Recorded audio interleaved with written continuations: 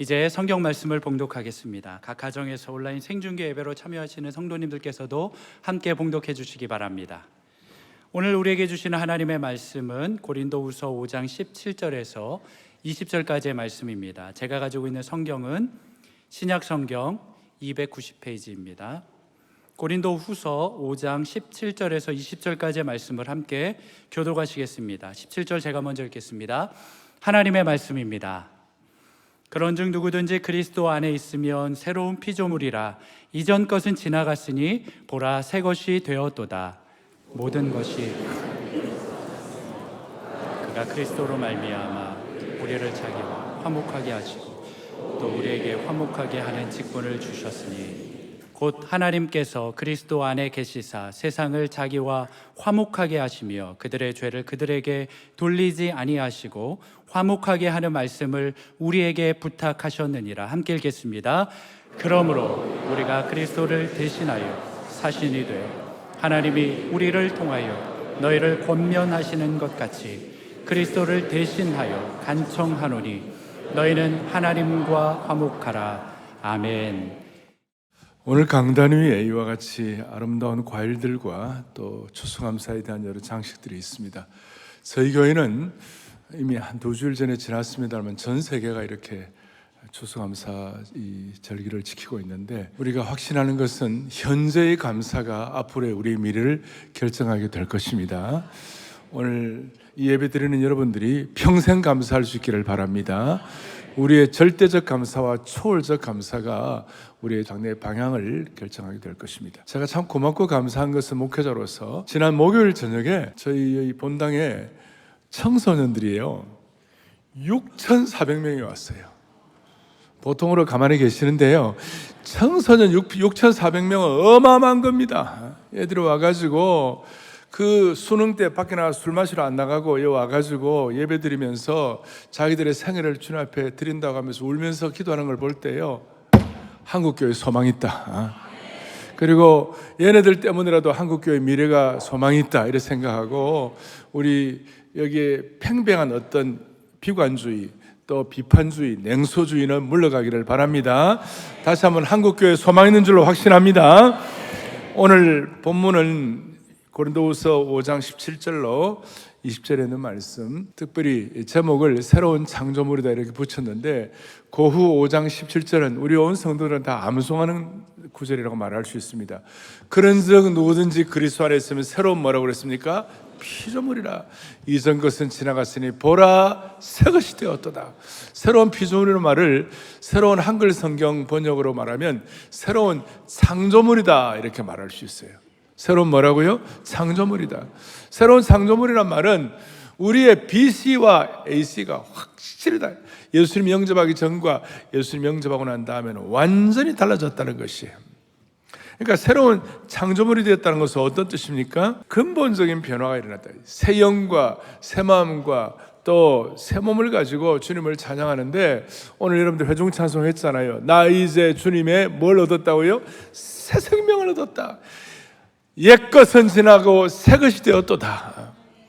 근본적인 변화가 일어났다. Before, after가 분명하다.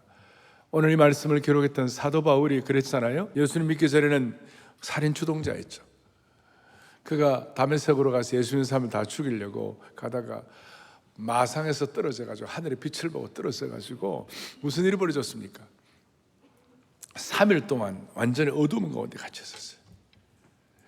근데 예수님 만나고 난 다음에 그 눈에서 비늘 같은 것들이 떨어져 나감으로 말미암아 새 사람이 된 것이, 살인 주동자가 복음 선포자가 될 수가 있었던 것이에요. 그러니 우리가 새로운 피조물이 됐다는 어떤 뜻인가? 요한 켈빈 선생님은 새로운 창조물이 되었다는 것은 우리의 삶의 부패한 의지가 선한 의지로 변화되는 것이며, 예수 믿기 전에 선명하지 않았던 대립이 명확해지는 것이다 그랬어요. 이게 무슨 말이냐?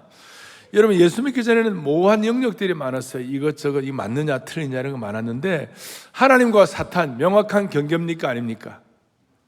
하나님과 사탄은 명확한 대립입니까? 아닙니까? 명확한 대립 구도죠. 그 다음 또 어떤 것이 있습니까? 그리스도와 적그리스도, 이거 똑같죠. 그리고 교회와 세상과의 관계도 명확한 이런 대립 관계에 있어서 선명해진다는 것이에요. 창조 질서를 무너뜨리는 것에 대해서 옛날에는 그냥 보통이었는데, 예를 들어서 동성애 하시는 분들에 대한 인격이나 우리가 존중하지만 동성애 자체는 잘못된 겁니까? 안 된 겁니까? 이게 명확한 대립이 구도가 명확해진다 이 말이에요. 창조 질서에 어긋난다 이것이죠. 그러니까 전에는 모호했던 것이 이제는 명확하게 된다는 것이에요. 그렇다면 내가 새로운 창조물로 살고 있는지를 지금 어떻게 알 수 있을까요? 오늘 예배 참석한 여러분, 수많은 분들이 예배 드리고 방송으로 또 전 세계에서 같이 말씀을 같이 나누고 있는데, 여러분과 제가 새로운 창조물로 살고 있다는 증거가 뭐냐고요? 그 증거는 여러분과 제가 삶의 위기를 당했을 때 그 위기를 어떤 식으로 돌파하느냐 하는 것이에요. 어떤 사람들은 위기를 당했을 때 점쟁이 찾아갑니다. 어떤 사람은 위기를 당했을 때 어떤 전문가를 만나갖고 무슨 조언을 듣습니다. 그건 나쁜 건 아니지만 그리스도인들의 삶은 명확해지는 거예요. 여러분과 저의 삶의 위기를 당했을 때 우리의 위기를 어떻게 돌파하느냐? 하나님의 말씀으로 위기를 돌파하는 것이에요. 내가 앞에 수많은 담이 생기고 어둠이 생겼을 때 말씀에 의지하여 주께서 내 등불을 켜시며 주님의 말씀이 내 삶의 등불을 켜가지고 흑암을 돌파하게 하여 주시옵시고, 하나님 말씀을 통하여 내가 삶의 어려운 위기에 담을 뛰어넘나이다. 또 하나, 내가 삶의 위기를 당했을 때, 그럴 때마다, 우리가 어려울 때마다 우리가 주님의 십자가 앞에 나가느냐 안 나가느냐, 예수 그리스도의 십자가 앞에 나가느냐 안 나가느냐, 이것이 내 삶의 위기 돌파 방법이에요. 그러니까 우리는 자빠져도 십자가 앞에 자빠지는 것이에요. 자, 제가 사투리를 써서 미안합니다. 넘어져도 십자가 앞에 서는 거죠. 넘어져도. 그게 예수 믿는 삶이 새로운 창조물이 되었다는 증거예요. 위기의 순간에 성경 말씀이 여러분의 삶을 결정하게 하고, 그리스도의 십자가가 여러분들의 인생의 도로의 중앙선으로 삼아진다면 여러분은 예수님 믿고 새로운 창조물로 살아가고 있다, 이렇게 말할 수가 있습니다. 그래서 우리의 삶의 중앙선, 또 우리의 위기의 순간에 말씀이 우리를 계속 평생 장악하시도록 오늘 새로운 창조물의 삶의 형태가 한 3가지가 있습니다. 첫 번째는 지난주를 제가 말씀드렸어요. 우리가 예수님 믿고 구원받고 하나님의 자녀가 되고 새로운 창조물이 되었다는 것은 내 옛 자아에 대해서는 장례식을 치른 거예요.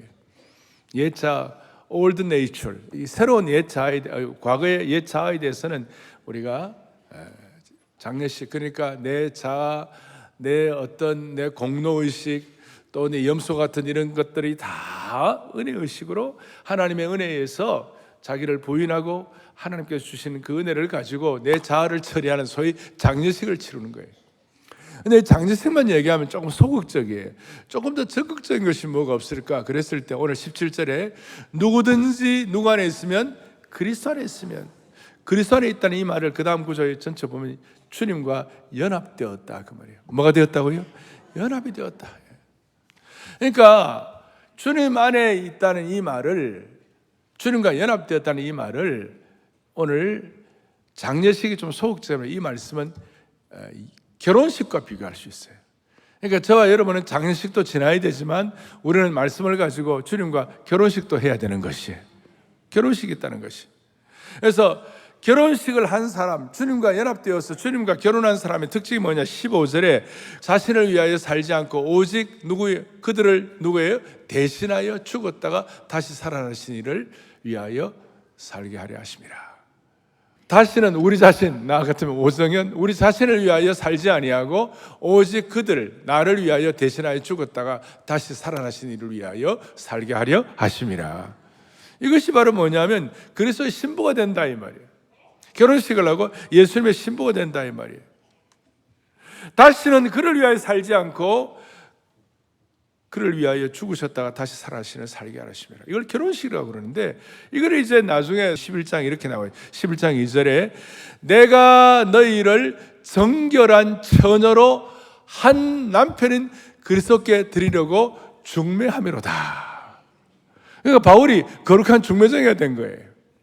우리로 하여금 예수님의 뭐가 되기 위하여? 신부가 되기 위하여. 그러니까 저와 여러분들은 예수님이 뭐가 된 거예요? 신부가 된 거예요. 그러니까 주님과의 결혼식을 한 거예요. 싫으세요? 너무나 영광스러운 거예요. 저와 여러분은 화목케 하는 은혜를 가지고 그리스도의 피를 통하여 예수님의 신부가 된 줄로 확신합니다. 신부가 된 것이, 그래서 성경은요, 창세부터 요한계시록까지 이 결혼에 대한 이야기가 많이 나옵니다. 창세기 2장에 아담과 하와가 결혼하는 것부터 시작해가지고 마지막 요한계시록 마지막 본 중에 하나 요한계시록 19장에 보면 우리가 어린 양의 혼인잔치에 참여하도록 만들어주시는 거예요. 그리고 구약 성경에서 자주 이스라엘 백성들을 하나님과 결혼한 신부로서, 언약의 관계로서 그렇게 표현을 할 때가 많이 있어요. 예수님께서 처음 혼인잔치에서 표적을 행하신 이유도 여기에 담겨 있는 것입니다. 그러니까 저와 여러분은 예수님과 결혼한 뭐라고요? 신부가 되었다. 신부가 되었다. 그러니 이 신부가 되었다는 사실이 얼마나 놀라운지, 결혼한 신부로서 우리는 매일매일 삶의 현장에서 주님께 대한 사랑의 보고를 하고, 주님께 대한 신부로서 믿음의 보고를 하고, 은혜의 보고를 하게 되는 것입니다. 그러니까 앞에 14절에 그리스도의 사랑이 우리를 강권하시는도다. 그건 두 가지 사랑인데, 주님의 사랑이 우리를 휩쓸어가고 힘몰아 가시니까 우리도 주님을 향한 사랑의 보고를 하게 되어 있는 것이에요. 그 사랑에 대한 두 가지가 다 복합적이에요. 주님의 사랑받은 사람이 주님께 사랑받은 사람의 신부로서의 사랑을 보고하고 사랑을 이렇게 주님 앞에 고백하는 것이에요. 그러니 오늘 우리의 삶의 현장은, 특별히 이 예배는 주님을 향한 사랑 보고가 있는 영광스러운 결혼식 장소인 줄 믿으셔야 되는 거예요. 아주 놀랍습니다. 우리는 매주일마다 교회에서 매주일마다 이 예배가 결혼식이 되어야 하는 것이에요. 매주일마다 우리 자신을 돌아보고 우리의 삶을 돌아보고 신랑 되신 예수님께 교회 공동체로서 혹은 우리 개인적으로 주님 앞에 우리의 삶을 사랑해 보고 믿음해 보고 믿음의 고백, 사랑의 고백을 하게 되는 것이에요. 그리고 이런 예배를 통하여 주님과 나와 얼마나 연합되어 있는지를 확인하고 이 자리가 결혼식이라고 알고 이 내 결혼과 연합이 얼마나 제대로 되어 있는가를 날마다 정리하고 확인하고 체크하고 점검하는 것이에요. 조금 잘못되었다면, 요즘 내가 주님과 관계가 메말라 있네? 주님과 나와의 관계, 이 사랑의 관계, 결혼식의 관계의 핵심 중에 하나가 포도나무와 그다음 포도나무와 가지의 비유 아닙니까? 가지는 수액이 그거 없으면 다 메말라 죽는 거 아니에요? 주님과 나는 연합되어 있기 때문에, 주님과 나는 결혼했기 때문에 주님이 주시는 그 은혜의 은총의 수액, 생수를 우리가 마시지 아니하고 접목되지 않으면 우리를 메마를 짝이 없는 거예요. 그러니까 주일 이 예배에 나와가지고 여러분과 주님과의 관계를 늘 확인하고 점검하고 믿음 보고 사랑 보고를 해야 되는 것이에요. 그런데 만약에 우리가 이 주일 예배를 2주, 3주, 4주, 5주, 한 달, 2달 빠지면 무슨 일이 벌어지겠어요? 결혼의 전선에 이상이 생기는 것이, 주님과 나와의 사랑의 전선에 이상이 생기는 것이. 제 말씀 맞아요, 틀려요? 그래요. 매주일마다 여러분이 이렇게 나와가지고 주님과 연합, 주님 안에 사는 것, 이 모든 것들에 대해서 여러분들이 믿음 보고 사랑 보고 점검해야 되는 겁니다. 그 주일 예배가 엄청 그렇게 중요한 것이에요. 서구 사회에서는 결혼하면 여자분들이 남편의 성을 따르는 것입니다. 그리고 우리도 우리 이름 앞에다가 예수님의 성을 따라야 하는 것이. 그래서 우리 예수님의 패밀리가 되는 것이고, 예수님의 가족이 되는 것이고, 우리 교회 용어로 말하면 영가족, 영적 가족이 되는 것입니다. 그리고 그 순간 이제 새로운 창조물로서 그동안은 나만을 위하여 내 배만 두드리는 이기주의 삶을 살다가 주님과 연합하고 주님과 결혼하고 난 다음에 무슨 일을 하느냐? 주님주의로 이주주의의 삶을 살게 되는 거예요. 그리고 삶의 목표가 다른 거예요. 15절 뒤에 다시 살아나신 이를 위하여 살게 하려 함이라. 나를 위해서가 아니라 주님을 위해서. 그렇게 할 때 그게 삶의 보람이 있는 것인데, 삶의 목표가 달라진다는 것이에요. 연합하면 삶의 목표가 다른 거예요. 남편은 아내를 위하여, 아내는 남편을 위하여 살듯이. 그리고 오늘 예배를 왜 드립니까? 주님을 위하여. 왜 자녀를 키웁니까? 주님을 위하여. 왜 공부를 합니까? 신랑 대신 주님을 위하여.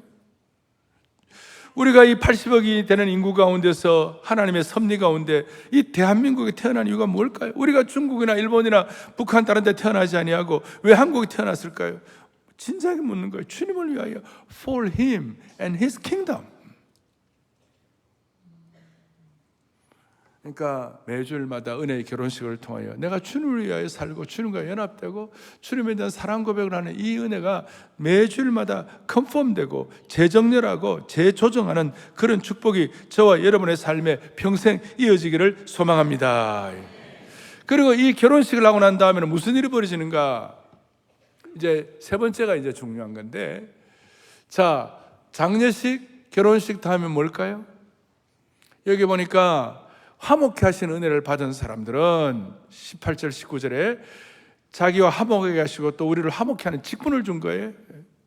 화목케 하는 직분을 줬다는 것은 뭐냐? 우리가 예수님처럼 화목케 하는 제물은 안 돼도 화목케 하는 우리 중간 아까 거룩한 중매정이처럼 그런 역할을 하는 겁니다. 그리고 19절에 화목케 하시며 그들의 죄를 그들에게 돌리죠. 그러니까 우리에게 화목케 하는 은사를 우리에게 부여하셨느니라. 찬송가 가운데 우리가 지금은 나그네 되어도 그 다음에 뭐죠? 주에게 부탁하신 거 화목케 하라신 주님의 말씀을 온 세상 널리 전하세. 그거 하게 하라는 것이에요. 그리고 그 화목케 하시는 은사에 대해서, 화목케 하시는 역할에 대해서 20절에 딱 도장을 찍는데 20절에 그러므로 우리가 그리스도를 대신하여 뭐가 되라고요? 사신이 되라. 사신이 되라. 이 사신이란 말은 엠베서더, 대사가 되라. 화목케 하는 은혜를 받아가지고 우리가 예수님처럼 화목 제물이 될 수는 없지만 우리가 화목케 하는 은사를 받아가지고 예수 그리스도를 대신하여 대사가 되라. 우리 요즘 대한민국의 대사는 정확히 말하면 특명 전권 대사가 되는 것이, 저와 여러분의 삶에 특명 전권 대사가 되라 이 말이에요. 다시요, 이 화목이란 말은 영어로 reconciliation인데 헬라어는 카탈라게라고 그래요. 이 카탈라게의 뜻은 로마에서 로마 정치계에 쓰는 용어였는데 서로 반대하는 두 당들 사이에 적대감을 제거할 때 이 단어를 썼다는 것입니다. 그러니까 여러분과 제가 가는 곳마다 무슨 일이 벌어지느냐? 프로블럼 메이커가 아니라 피스 메이커가 되라 이 말이에요. 늘 말씀드린 대로 남에게 에너지를 주고 어둠을 타다기 전에 어둠을 밝히는 인생이 되라. 화목케 하는 인생이 되라. 이걸 일컬어서 특명 전권 대사가 되라. 그래서 우리는 장례식도 해야 하지만 우리는 결혼식도 해야 되고 특명 전권 대사로서의 사명식을 해야 되는 사람들이에요. 아니, 그런 은혜를 받은 사람들이에요. 유대나라의 3대, 이스라엘의 3대 절기를 6월절 피로 구원받는 것, 그 다음에 오순절 추수의 은혜, 그 다음 장막절 날마다 주님과 함께 동행하는 삶의 흔적을 3대 절기가 있다면 오늘 이 시대에 저와 여러분의 신 3대 절기가 있는데 그것이 뭐냐? 장례식, 결혼식, 사명식이 되는 것이에요. 이 세 가지만 제대로 기억하고 위기의 순간에 이 세 가지가 여러분의 삶의 고백이 될 때에 우리는 새로운 창조물의 은혜를 베풀어 주는 겁니다. 제가 이걸 왜 이렇게 강조하느냐? 모든 그리스도인의 삶은 새로운 창조물로서의 거룩한 품위와 격과 그 다음에 스탠다드와 그 다음에 어떤 영적인 존귀함이 있는 것이에요.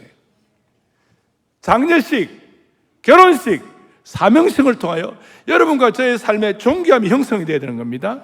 그런데 그 존귀함은 그냥 되는 것이 아니라 무슨 일이 벌어집니까? 피스메이커 역할을 해야 되고 화목케 하는 은사를 가지고 특명 전권 대사의 섬김을 가질 때 저와 여러분들의 삶의 존귀함을 하나님이 회복시켜 주시는 것이에요.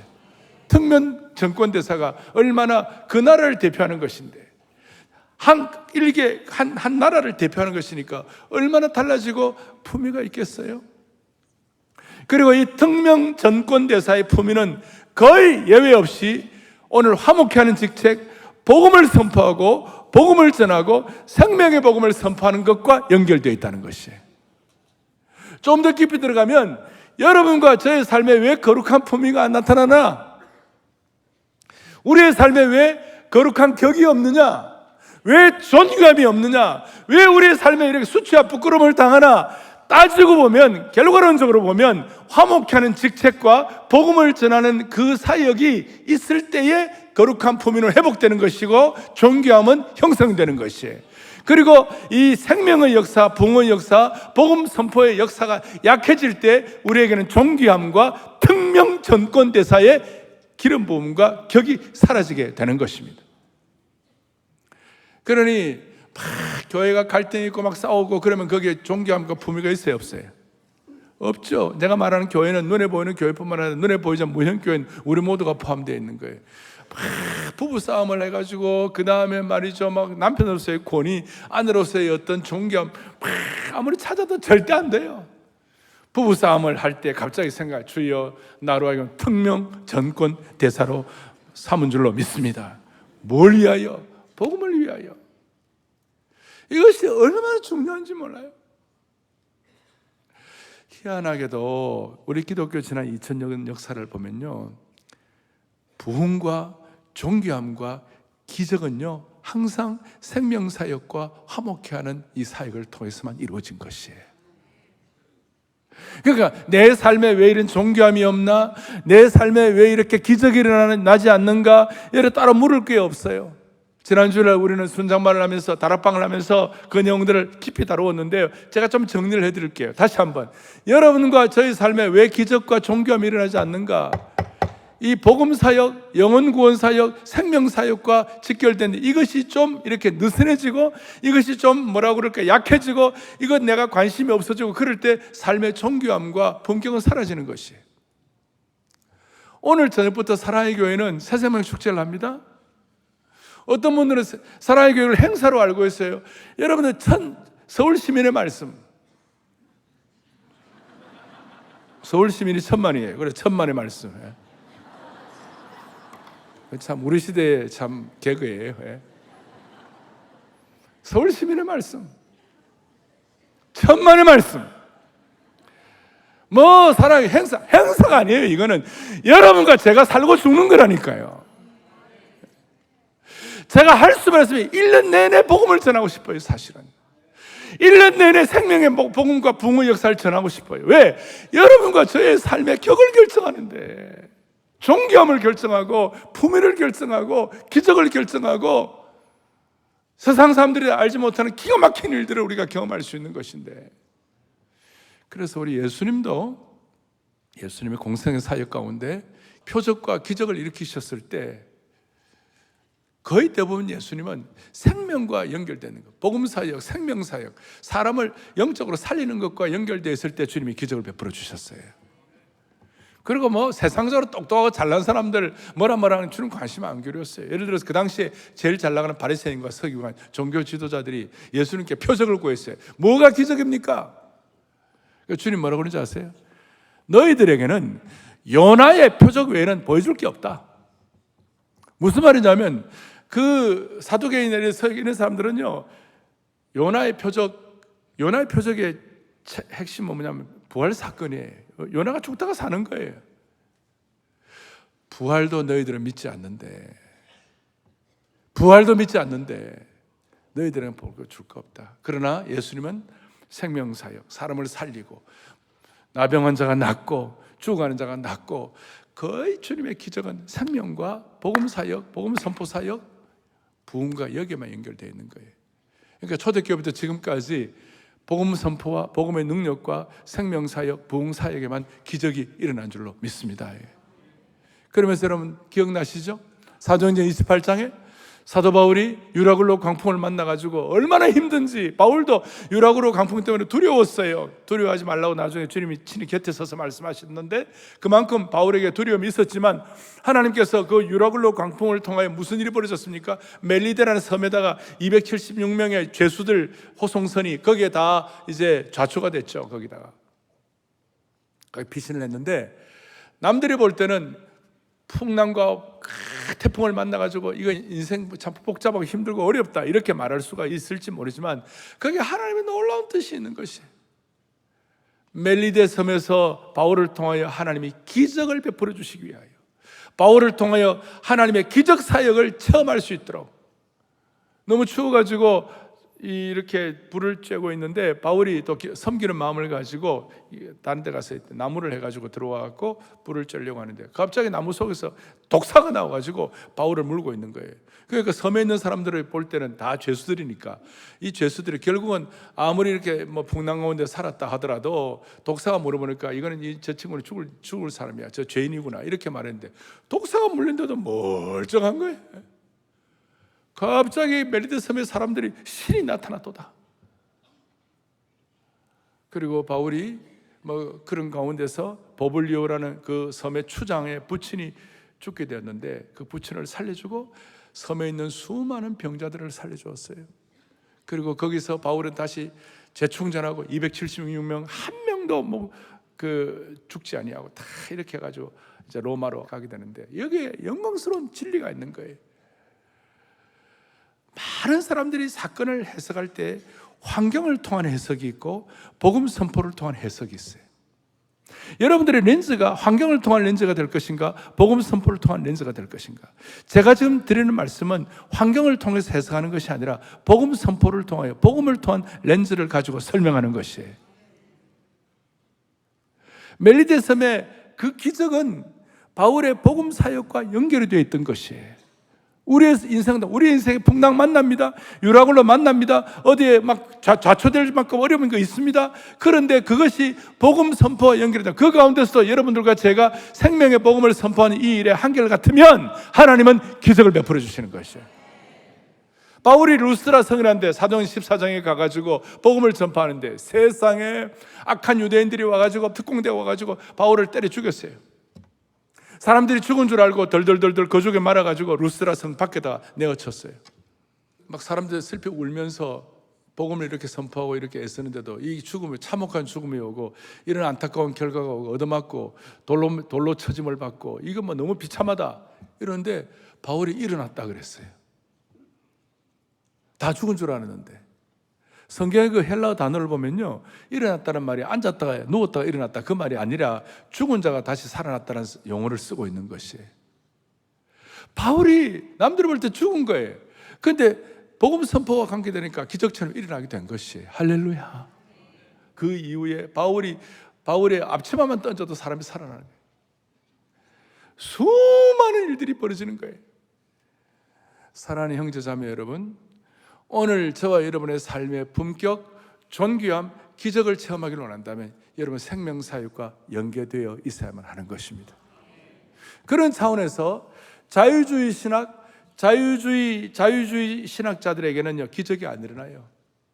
그러니까 그건 악순환이에요. 기적을 체험하지 못하니까 자유주의 신학 계속 강화하고 자유주의 신학 계속 강하다 보니까 기적이 일어나지 않고, 여러분 자유는 너무 좋은 거지만 자유주의 신학은 정말 안 좋은 거예요. 리버럴 띠알라지. 리버럴 띠알라지의 특징이 뭔지 아십니까? 자유주의 신학은 19세기에 발전한 신학 사상으로 속죄는 물론 성경의 권위, 부활, 기적, 원죄를 부인하는 것입니다. 이 신학 사조는 지금도 기독교 안에서 맹렬하게 영향을 끼쳐가고 있습니다. 이 자유주의 신학의 특징은 예수님의 죽음이 속죄의 죽음이 아니라 그냥 윤리적인 희생과 헌신, 도덕적인 죽음으로 여기고 있는 것이에요.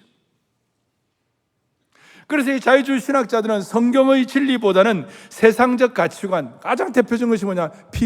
PC가 뭐냐? PC방이 아니고 Political Correctness, 정치적인 올바름. 그 정치적인 올바름 근사해요. 거기에 자신의 사고와 행동을 형성하는 사람들이에요.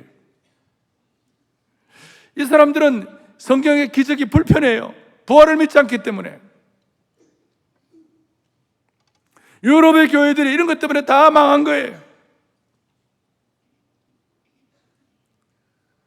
자유주의 신학자와 이에 속하는 정치적 올바름에 있는 사람들에게, 또 그걸 추종하는 목회자들에게 기적이 일어나지 않는 이유는 기적의 뿌리인 복음과 예수님의 부활을 실제로 믿지 않기 때문에 그런 것이에요. 자유주의자들은 예수님의 부활을 그냥 자유주의 신학자들은 상징으로 받아들이는 것이. 그리고 다시요, 예수님의 십자가가 속죄의 도구 정도가 아니라 그냥 도덕적 모범을 보여주는 영웅적인 행위 정도로 생각하는 것이, 성경은 부활이 없으면 우리도 없는 것이, 속죄와 복음의 순전한 능력이 없으면 너희 수고가 주 안에서 다 헛되게 되는 것이. 고린도전서 15장은 부활의 능력이 관한 거 아닙니까? 마지막에 뭐라고 했습니까? 우리의 수고가 주 안에서 헛되지 않으려면 부활의 능력과 복음적 신앙 아래서 특별히 복음 선포의 능력 가운데서 있을 때 기적과 치유를 경험할 수가 있다는 것입니다. 할렐루야. 그래서 사랑의 교회, 오늘 저녁부터 있을 새생명 축제는 여러분과 저의 삶에 기적이 일어나느냐 안 일어나느냐, 소위 라이프 스타일이에요. 이것이. 따라하겠습니다. 새생명 축제는 행사가 아니라 기적을 체험하는 통로이다. 아멘. 여러분과 저의 삶의 품격, 존귀함, 기적을 체험하기를 원하십니까? 그러면 생명의 복음에 여러분들이 연결이 되어야 되는 거고, 오늘부터 수요일까지만이 중요한 게 아니에요. 평소에 복음적 삶에 연결이 되어 있어야 되지만, 그러나 한 어떤 계기가 있어야 될 거 아니에요. 1년에 한 번, 우리 교회는 부활일절에 품은 생명 대각성에 추수하죠. 6개월 동안 최선을 다하는 거 아니에요? 그러다 보면 우리의 삶 자체가 라이프 스타일 이벤젤리즘, 우리의 삶 자체가 복음을 선포하는 삶의 형태로 구성이 될 때 수많은 기적과 은혜와 존귀함을 체험할 수가 있는 것이에요. 저희 교회가 이 새생명 축제를 40여 년 이상을 해왔습니다. 제가 생각에 제가 21년째를 하고 있는데, 물론 그전에도 물론 그런 일이 있었는지는 모르지만, 제가 볼 때는 2011년 대각성 전도 집회 새생명 축제가 가장 뭐라고 그럴까요? 아주 가장 강력했어요. 그 강력함은 뭐냐면 수많은 태신자들이 주님 앞에 돌아왔어요. 제가 지금도 기억하는 것이 2011년 대각성 전도 집회를 하는데, 그날 강사가 이민아 자매였어요. 이어령 박사님 따님이었어요. 이민아 자매는 저하고 10년 이상 교회 생활을 같이 했고 저와 제자 훈련을 한 사람이에요. 그는 변호사였고 LA 카운티의 LA 로스앤젤레스 지역의 검사였어요. 제가 검사, 변호사 있지만 또 나중에 목사도 되었지만 저는 자매가 더 편해요. 그런데 민아 자매가 나중에 몸이 아팠어요. 그리고 눈까지 거의 보이질 않았어요. 그런데 정말 전력 투구해서 기도했어요. 그러니까 남들이 볼 때는 기적과 같은 일이 났어요. 이제 몸이 아파갖고 뭐 생명이 오래 가지 못한다 그랬는데도 불구하고 몇 년을 더 살게 되고, 그 다음 눈이 이렇게 먼 것처럼 되는데도 불구하고 눈을 하나님 뜨게 해주시고, 그것 때문에 아버지가 예수를 믿게 된 거예요. 이어령 박사님이. 그런데 제가 2011년 그날 새생명 축제 첫날 내가 잊을 수가 없어요. 폭발적이에요. 그날 결신한 사람들이요, 870, 880, 거의 900까지 세다고 그래 말아버렸어요. 너무 많아요. 어떻게 할 수가 없어요. 저 강남 본당은 꽉 차면 2,000명이거든요. 그러면 데리고 온 사람하고 900명 이상, 900명 정도 예수를 믿고 데리고 온 사람 다 치면 일어나라면 몇 명이 일어나요? 거의 다 일어나요. 데리고 온 사람 거의 1,800명 일어나니까. 제가 그걸 보면서 그리고 물었어요. 미나 자매 전주일 뭐였어요? 그러니까 우리에게 복음 전하는 그 주일, 바로 전주일은 부산대학교에서 대학생 전도 집회를 했어요. 근데 부산대학교에서 대학 전도 집회를 하는데, 전도하는데, 그날 전도 집회를 하는데 미나 자매 콜링을 보고, 그러니까 예수 믿는 사람 나오라는 거 듣고 대학생들 500명이 일어났다고. 500명이. 이거 쉬운 일 아니에요. 그러니까 거의 1,400~1,500명이 2주간 만에 된 거예요. 그리고 불꽃같이 살다가 몇 달 뒤에 주님 불러갔어요. 제가 거의 장례식에 가가지고 장례식 설교를 하면서 내가 이 말씀을 드렸어요. 하나님께서 저와 여러분의 삶에 기적을 베풀어 주시기를 하는데, 기적 중에 가장 큰 기적은 수많은 영혼들이 주님 앞에 돌아온 것인 줄로 믿습니다. 개인적인 기적도 체험한 거죠. 사명을 마치니까 주님이 그 자매를 데리고 간 거예요. 오늘 사랑하는 형제 자매 여러분, 우리의 삶에 왜 기적이 일어나지 않나? 우리의 삶에 놀라운 수준의 주님과의 그 사랑의 깊은 은혜의 관계가 왜 회복이 되지 않나? 우리의 삶에 왜 전교함이 사라졌나? 여러분, 제가 조금이라도 복음 선포라든지 화목케 하는 직책이라든지 이 특명 전권 대사에 대한 마음의 감각을 가지고 조금이라도 신경을 써보면요, 여러분의 삶에 수많은 헝클어진 난제들이 풀어지게 될 겁니다. 마지막으로 특명 정권 대사의 역할은 뭡니까? 자기가 열받았다, 자기가 환경이 안 좋다, 자기가 지금 컨디션이 안 좋다, 거기에서 왔다 갔다 하는 것이 특명 정권 대사가 아니에요. 특명 정권 대사는 본국의 지침을 그대로 말해주면 되는 것입니다. 대사는 어떤 문제에 대해 자신의 감성이나 의견을 제시하지 않고 보낸 사람의 감정이나 의견을 잘 전달하면 되는 것입니다. 특명 전권 대사는 자신의 뜻과 소원이 아닌 보낸 자의 뜻과 소원을 충실하게 대변하면 되는 것입니다. 제가 이제 오후 5시 반에 복음을 선포할 터인데 저로서도 왜 부담이 안 되겠어요? 21년째, 아니 제가 미국 사역 다치면 거의 40년째 이 복음 선포를 계속하고 있는데 짐이 되지만 제 마음 위로가 된 것은 네 실력과 네 능력과 네 조건으로 하는 게 아니야. 너는 내 마음과 뜻을 주님 앞에 그냥 그대로 정권대사로 전하면 되는 것이야. 그냥 오늘 주님이 제 마음속에 깨닫게 하신 진리와 은혜를 그냥 전할 거예요, 제가 그냥. 그리고 담대하게 정말로 죽음의 문제를 해결하고 싶은 사람이 일어나라 그러면 제가 할 거예요, 그렇게. 사랑하는 자매 여러분, 다시 한번 얘기합니다.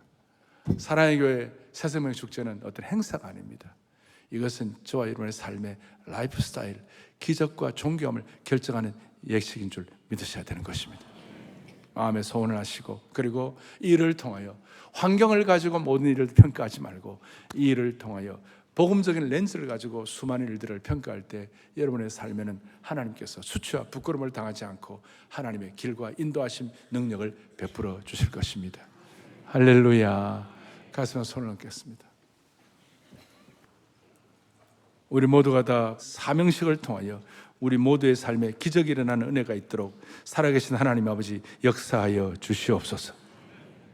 삶의 어떤 중요한 순간과 위기에서도 살아계신 하나님의 말씀과 복음적인 렌즈가 우리의 삶의 중앙선이 되게 하여 주옵소서.